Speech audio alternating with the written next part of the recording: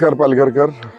खरं म्हणजे आजची गोष्ट जरा थोडी कशी सांगायची, कारण माझा मित्र माझ्याबरोबर आहे जतीन, आणि जतीनने जे एक स्वप्न बघितलेलं, त्या स्वप्नाची राख रांगोळी पालघरचा होऊ घातलेला विकास काय करू शकतो त्याची एक मोठी गोष्ट आहे.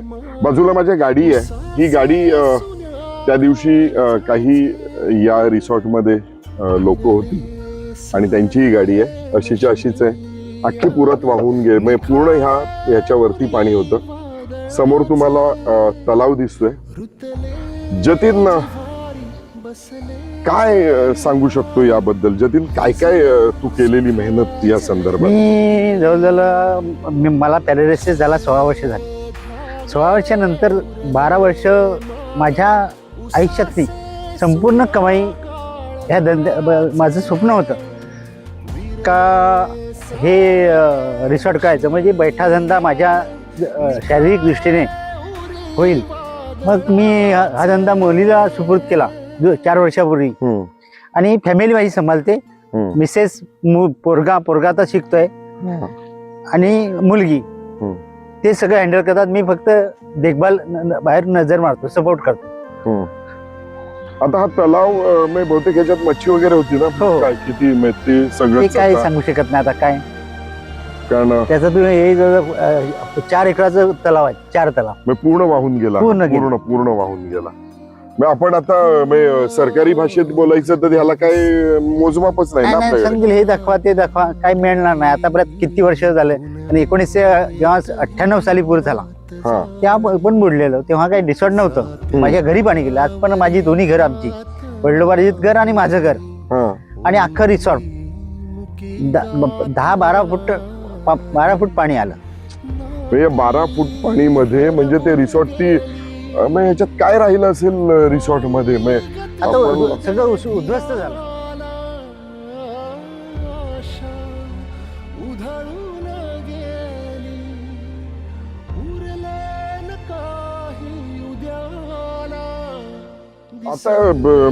आता हा जो तू बिझनेस चालू केलेला, आम्हाला खरोखर अभिमान होता की बाबा आमच्या जतीन पावडेचा पूर्ण घरातला हा छान रिसॉर्ट आम्हाला कधीतरी आपण लग्न वगैरे पण झाली. आपलं लग्न ह्याच इकडे केलं. हो.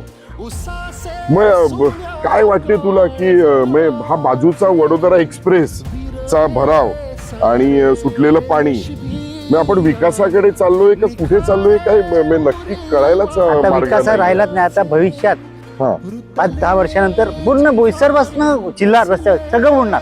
नियोजन शून्य काम आहे. आता हा खरोखर पालघरचा विकास नक्की आपण 4थी 5वी मुंबई म्हणतोय. विमानतळ येणार, हे येणार, आणि जर अरे बापरे, तुम्ही नदीचं रौद्र रूप त्यावेळी काय असेल, जरा थोडा कॅमेरा पाठी घ्या ना.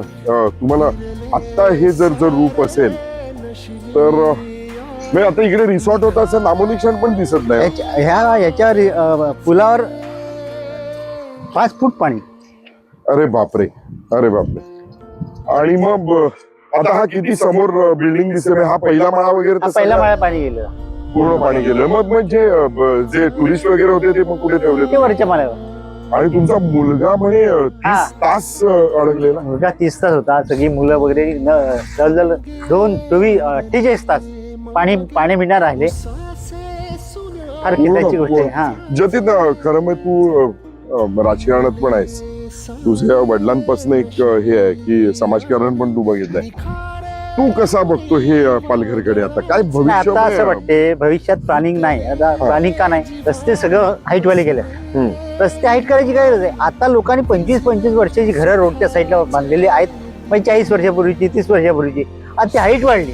सगळीकडं टोटल बोईसर पासून जिल्हाभरात हे सगळं बुडणार भविष्यात, कारण निसर्गाला रोखू शकत नाही. पाणी कुठेतरी जायला पाहिजे. पाण्याचा स्रोत जायलाच नाही. आणि सर्व मुद्दाम कधी पाणी येतं? सूर्या डॅमचं नियोजन शून्य पाणी सोडतात. काही तास पूर्वी. आता 12 वर्षातनं 5 वेळा पूर सोडलं. 4-5 तास सोडलं. सकाळी नदी खडखडाट. आता तर असं वाटतच नाही की इकडे होईल, पण या खुणा कोण बुजवणार? हा पुढचा पाडा माझं आम्ही सोडा, आता बघितलो मी ज्यावेळी- कसं जगायचं, असं. कसं हँडल एवढा खर्च मेंटेन कसं करायचा, शक्य नाही. आता काय फार कठीण काम. म्हणजे ज्यावेळी पालघरला एक मोठा रोजगार म्हणून आपण तिसरी चौथी मुंबई बघतोय आणि या चौथ्या मुंबईमुळे आमच्या पालघरकरांची काय अवस्था होते याच्यापेक्षा विदारक दृश्य हे नाहीये.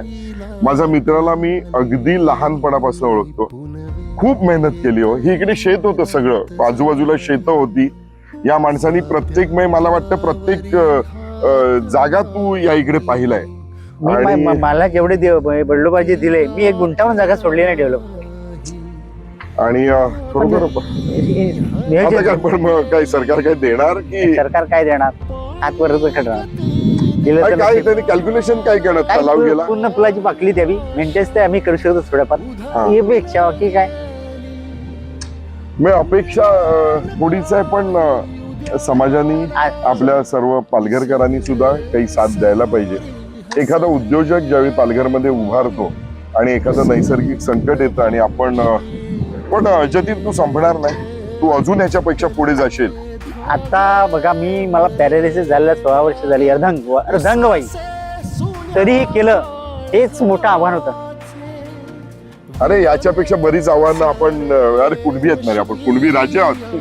आपण ह्याच्यापेक्षा मोठी आव्हानं स्वीकारू आणि कुठेतरी प्रश्नचिन्ह आहे या विकासाला. विचार करण्यासारखी गोष्ट आहे. जय हिंद, जय जय पालघर.